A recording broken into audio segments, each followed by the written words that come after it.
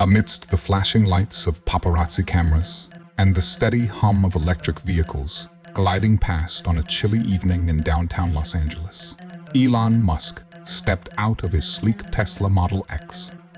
The crowd erupted in a frenzy, shouting questions about his latest ventures and snapping pictures, hoping to catch a glimpse of the enigmatic billionaire. Musk, usually composed and unfazed by such chaos, glanced around with a purposeful air. It was then that he noticed him. Across the street, leaning against a weathered bench, stood a man in tattered clothing. His face was rugged, etched with lines that spoke of hardship and time spent under the unforgiving sun. In his hands, he held a cardboard sign that read, "Willing to work, just need a chance." Something about the man stopped Elon in his tracks. The world around him seemed to fade the questions, the cameras, the noise. For a brief moment, he stood still, observing. The man didn't shout or beg for attention. He simply stood, his eyes scanning the crowd with a mixture of hope and resignation. Elon adjusted his stance, his sharp mind now racing with questions. Who was this man? What had brought him here? And why was he holding that sign amidst a sea of indifference? Musk's bodyguard, sensing his hesitation, leaned closer. "Sir, we should keep moving. The event is starting soon." But Musk raised a hand, signaling him to wait. "Give me a moment," he replied, his voice calm but resolute. Crossing the street, Elon weaved through the bustling crowd. The man noticed him approaching and straightened his posture, his grip tightening around the edges of the cardboard. His weathered face betrayed a flicker of surprise. This wasn't just any passerby, it was Elon Musk. "Excuse me," Elon began, his voice cutting through the din of the street. "What's your name?" The man hesitated, his voice hoarse but steady. "James. James Carter, sir." Elon's eyes flickered to the sign. "Willing to work, huh? What kind of work are you looking for?" James shifted uneasily. "Anything, really. I was in the military. Did logistics. But life's been rough since I got back. I just need a shot." His voice cracked slightly, and he quickly cleared his throat. Elon studied him for a moment, his piercing gaze unreadable. Finally, he asked, "How long have you been out here?" "Too long," James admitted, his shoulders sagging. "People walk past like I'm invisible. I don't blame them. Who wants to take a chance, someone like me?" Elon's lips twitched into a faint smile. "I might." The tension was palpable. James blinked, unsure if he'd heard correctly. The crowd across the street had begun to notice Elon's detour, cameras now pointed in their direction. "Are you serious?" James asked, his voice trembling with equal parts disbelief and cautious hope. Elon nodded, his expression softening but his tone firm. "Life has a funny way of surprising us. Come with me." James hesitated, his mind racing with doubts. But as he looked into Elon's eyes, he saw something he hadn't encountered in years, genuine belief. Asa. The two walked toward the waiting Tesla. The murmurs of the crowd grew louder, the moment captured forever in dozens of lenses. Yet, for James Carter, it felt as if the world had shrunk to just him and this unexpected opportunity. And for Elon Musk, it wasn't just a spontaneous decision. It was the beginning of something he couldn't yet explain, but knew would change them both. The low hum of the Tesla's engine was the only sound between them as they pulled away from the chaotic scene on the street. James sat in the passenger seat, clutching his battered backpack like a lifeline, his eyes darting around the sleek interior of the car. Elon, hands steady on the wheel, finally broke the silence. "So, James," Elon began, his tone conversational yet curious. "What's your story? How did you end up out there?" James let out a slow breath, his fingers tightening around the straps of his bag. "It's a long one," he said, his voice carrying the weight of years of unspoken pain. "I've got time," Elon replied, glancing at him briefly. James nodded, leaning back against the seat. For a moment, he seemed to wrestle with where to begin, as if unpacking a lifetime of memories he'd tried to keep buried. "I joined the army when I was 22, he started. "Didn't have much of a choice, really. My dad passed when I was a kid, and Mom worked 2 jobs just to keep the lights on. College wasn't in the cards, so I figured the military would give me a shot at something better." He paused, his eyes unfocused as though seeing a different time and place. "Turned out, I was good at it. Logistics, planning, keeping supply lines running in places where most people wouldn't last a day. I did 2 tours in Afghanistan. Saw things I wouldn't wish on my worst enemy." Elon nodded silently, his expression neutral but attentive. "There was this one time," James continued, his voice softening. "We were pinned down in the mountains, cut off from our base. Supplies were running low and morale was worse. I managed to organize a supply drop, timed it perfectly with a break in enemy fire. That mission saved 20 lives, maybe more. But," his voice trailed off and he shook his head, "not all of them made it. You never forget the ones you couldn't save." Elon noticed James' hands trembling slightly, and he spoke gently. "Sounds like you gave it everything you had." "I tried," James replied, his voice tight, "but coming home was harder than I ever imagined. I thought I'd get a job, maybe start a family. Instead, I came back to a world that didn't know what to do with me. Couldn't sleep, couldn't focus. My unit was my family out there, but here I was, just another guy with a resume nobody cared about, and a head full of noise I couldn't shut off." James swallowed hard, his gaze fixed on the passing city lights outside the window. "I got a job driving trucks for a while, figured I was good at getting things from point A to point B. But then the nightmares started. I couldn't keep it together, and I ended up losing the job. After that, things spiraled. Bills piled up, and one day, the landlord changed the locks. I've been on the streets ever since." For a moment, the car was quiet, except for the faint hum of its engine. "What about your family?" Elon asked carefully. James hesitated, his jaw tightening. "I haven't seen my mom in years. She moved to Florida to live with my sister. I didn't want to burden them. They've got enough on their plate without me showing up with nothing but the clothes on my back." Elon glanced at him. "And your dreams? You had any plans before everything fell apart?" James let out a humorless chuckle. "Dreams? Yeah, I had dreams. I wanted to open a logistics company, help small businesses move their products more efficiently, maybe even create jobs for other vets. Thought I could make a difference, you know? But dreams don't pay the rent." There was a pause, and then he added, almost as an afterthought, "Sometimes I wonder if it's too late to start over." Elon's grip on the wheel tightened. He had met countless people in his life, visionaries, scientists, dreamers, but rarely had he encountered someone whose humility and resilience struck him this deeply. "It's not too late," Elon said, his voice firm. James turned to look at him, searching his expression for a trace of insincerity. Finding none, he finally allowed himself a small, tentative smile. "Maybe," James said quietly. "Maybe not." As they drove on, the city lights began to fade, replaced by the sprawling darkness of Elon's private estate. James couldn't help but wonder what lay ahead.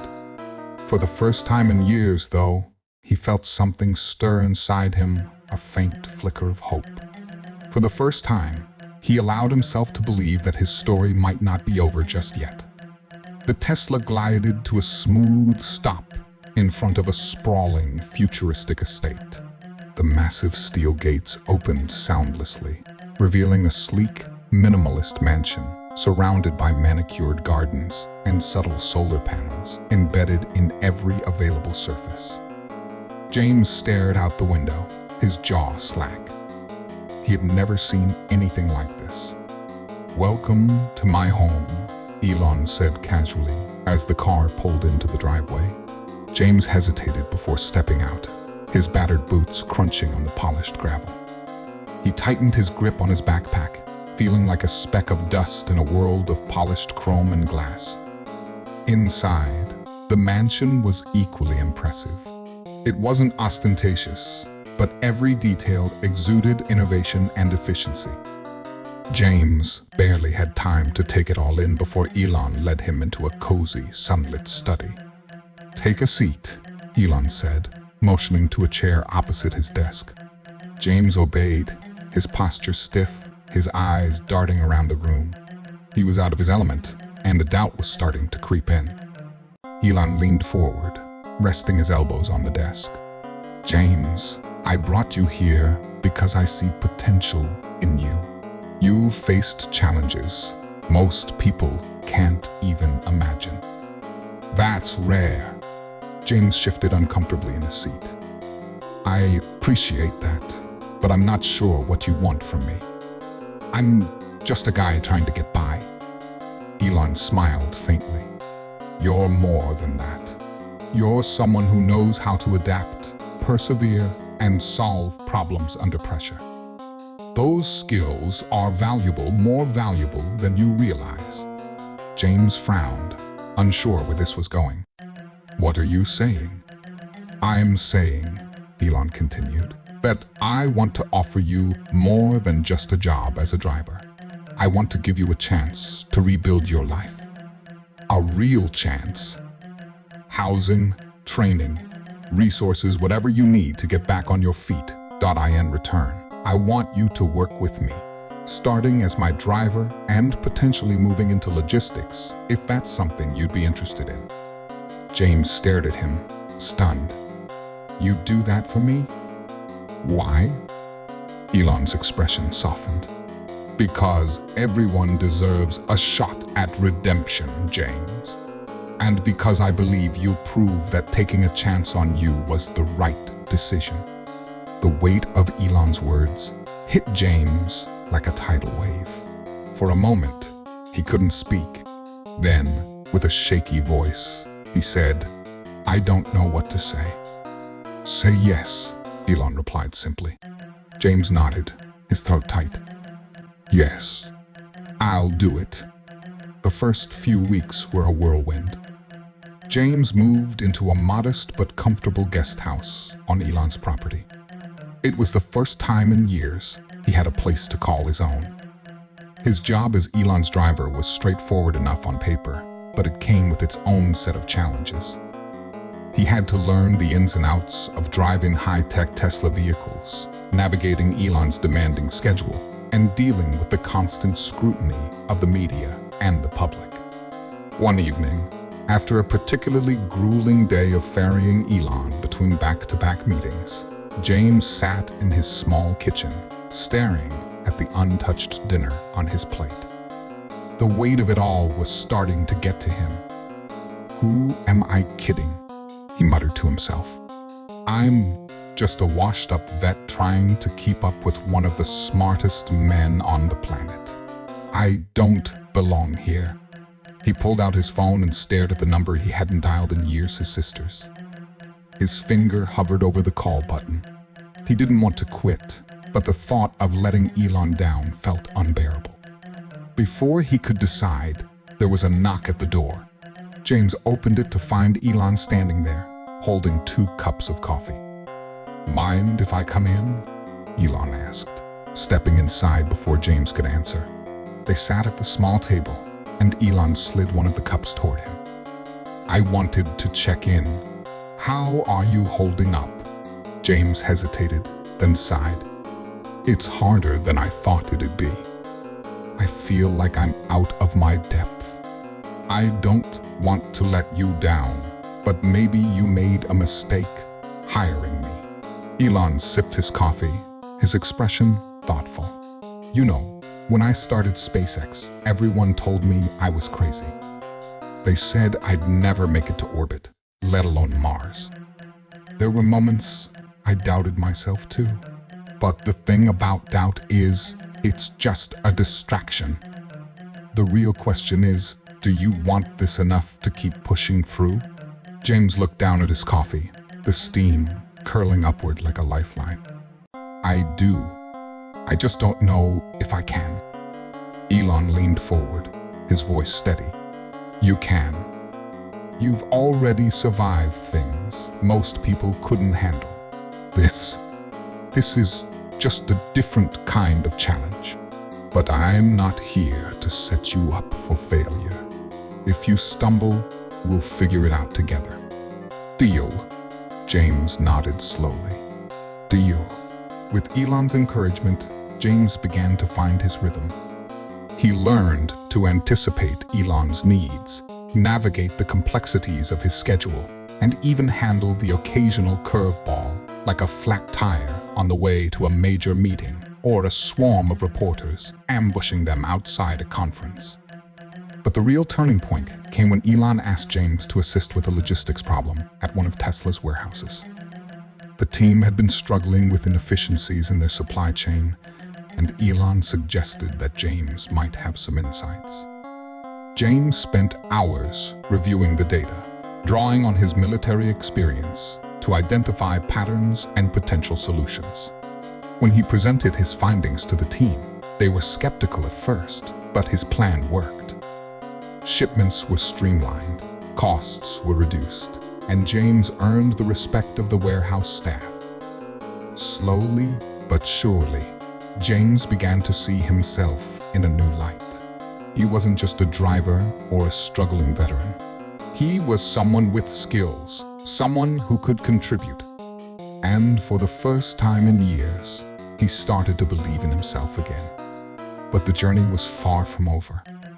There were still moments of doubt, moments when his past threatened to pull him back. Yet, every time he felt himself slipping, he remembered Elon's words. The real question is, do you want this enough to keep pushing through? And every time, his answer was the same. The days turned into weeks, and James steadily proved his worth. Driving Elon Musk was no ordinary job. It demanded precision, foresight, and the ability to adapt to the unexpected. James excelled at it. His military training taught him discipline, and his life experiences gave him a resilience that few could match. One evening, after a long day of meetings, Elon sat in the back seat, reviewing notes on his tablet. James glanced at him in the rearview mirror. You've been quieter than usual today, James said casually. Elon looked up, surprised. Just mulling over a few things. There's a logistical issue at one of our gigafactories. Battery production delays. It's throwing off our timelines. James nodded, carefully steering the sleek Tesla through a maze of traffic. Elon looked up, surprised. Just mulling over a few things. There's a logistical issue at one of our gigafactories. Battery production delays. It's throwing off our timelines. James nodded, carefully steering the sleek Tesla through a maze of traffic. Sometimes, the solutions aren't where you're looking. It's like a supply drop. If the obvious route is blocked, you find another path. Elon leaned forward, intrigued. What would you do? James thought for a moment. Well, in my experience, bottlenecks happen because one component is dragging everything else down. Find the weakest link, fix that, and the rest falls into place. Elon's lips curved into a smile. You know, you're right. Want to come by tomorrow and see if you can identify our bottleneck? James blinked, caught off guard. You're asking me. You've got a sharp mind, James, and you've earned my trust. That conversation marked a turning point in their relationship. James was no longer just a driver. He became a trusted confidant and problem solver for Elon. At the Gigafactory the next day, James observed the production line with a critical eye. He noticed inefficiencies that had been overlooked, small but impactful details, like misplaced tools and poorly timed shifts. His suggestions streamlined the process, and within days, the factory was back on track. Elon was impressed. "You've got a knack for this," he said. "Maybe you should start training my logistics teams." James chuckled. "Let's not get ahead of ourselves. I'm still learning the ropes here." But the compliment stayed with him, fueling a newfound confidence. As James settled into his role, he began to think about the people he'd left behind on the streets. The memory of cold nights, empty stomachs, and hopeless faces haunted him. He realized he had an opportunity to make a difference, just as Elon had for him. On his days off, James began visiting homeless shelters. At first, he volunteered quietly, serving meals and lending a sympathetic ear. But soon, he started organizing donation drives, using his connections to secure funding for clothing, food, and hygiene supplies. Word of his efforts reached Elon, who approached James one evening. "I hear you've been busy," Elon said, handing him a glass of sparkling water as they sat in the study. James shrugged. "Just trying to pay it forward. I know what it's like to feel invisible, to think no one cares. I can't fix everything, but I can do something." Elon smiled. "That's exactly the mindset I had when I started Tesla and SpaceX. If you need resources, let me know. I'll back you." James was stunned. "You'd do that?" "Of course. What you're doing aligns with everything I believe in, taking action to create a better future." With Elon's support, James expanded his efforts. He established a nonprofit focused on helping homeless veterans reintegrate into society. They provided job training, temporary housing, and mental health services. The nonprofit started small, but James poured his heart into it. He used the lessons he'd learned from Elon about innovation, perseverance, and thinking outside the box to tackle the challenges that arose. Success stories began to emerge. A veteran who'd been living under a bridge for years found a job as a mechanic and reconnected with his family. A single mother who had lost everything received training and landed a job in tech support. These small wins inspired James to keep going, even on the tough days. As the nonprofit grew, so did James's reputation. News outlets picked up on his story, framing it as a tale of redemption and kindness. Journalists marveled at the veteran-turned-driver-turned-humanitarian. One evening, as James prepared for a televised interview about the nonprofit, he felt a familiar pang of doubt. "What if I mess this up?" He confided to Elon, who had dropped by to wish him luck. "You won't," Elon said firmly. "Just speak from the heart. That's what got you here in the first place." James took a deep breath and nodded. During the interview, James spoke candidly about his journey. He didn't shy away from the dark moments, his struggles with PTSD, the loneliness of the streets, or the shame he felt at hitting rock bottom. But he also shared the hope that had carried him through, the kindness of strangers, and the opportunities that had changed his life. "I'm just one person," he said, his voice steady. "But if I can make a difference, so can you. Kindness doesn't have to be grand. Sometimes, it's as simple as giving someone a chance." The audience was moved. Social media buzzed with hashtags like second chances and ripple off kindness. Donations poured in for the nonprofit, and James realized just how far he'd come. As weeks turned into months, James's transformation became undeniable. He wasn't just surviving, he was thriving. He had built a life filled with purpose, surrounded by people who believed in him. But what mattered most to James was the impact he was having on others. Every life he touched reminded him of why he had started this journey in the first place. One evening, as he stood in the kitchen of his guest house, flipping through photos of the veterans his nonprofit had helped, Elon stopped by. "You've come a long way, James," Elon said, clapping him on the shoulder. James smiled. "I couldn't have done it without you." Elon shook his head. "I just opened the door. You're the one who walked through it."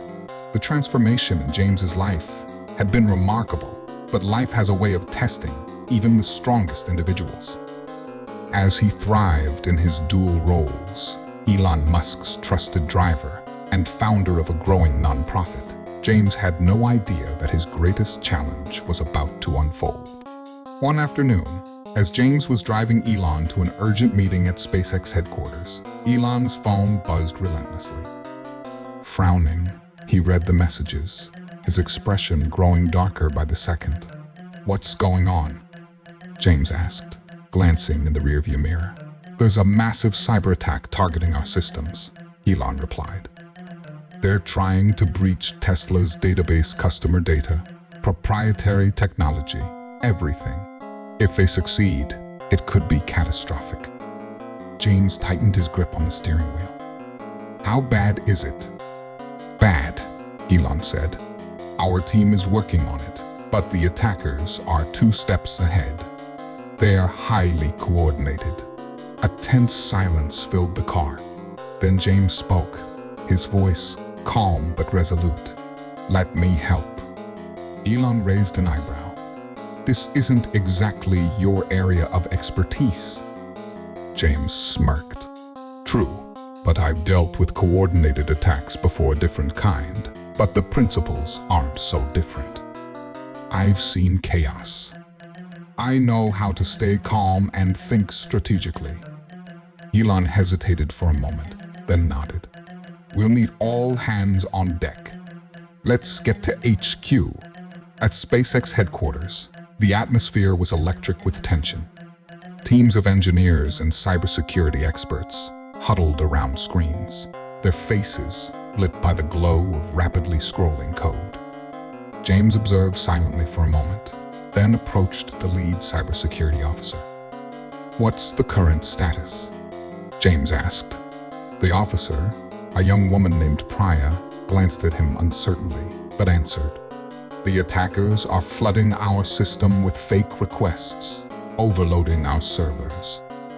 They've breached some lower-level security protocols, but we're holding them back from the core database for now."